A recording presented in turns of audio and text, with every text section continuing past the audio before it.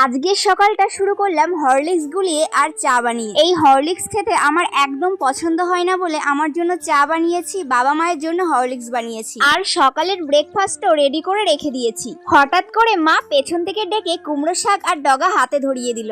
এগুলো কিন্তু সব আমাদের জমির টাটকা। আরো এক রকমের শাক এনেছে, সেটা হচ্ছে সেচি শাক আর আমাদের গাছের এক ঝুড়ি আম।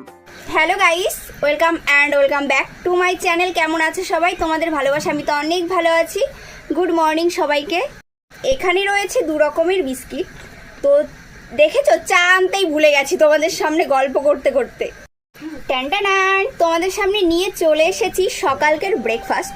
তো তোমরা আবার ভেবো না যে এগুলো এতই আমি খাবো।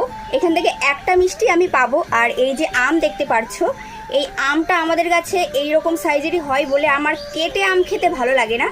আস্ত আম দিয়ে মুড়ি খেতে ভীষণ ভালো লাগে। একটু কয়েক গাল মুড়ি আছে, দু রকমের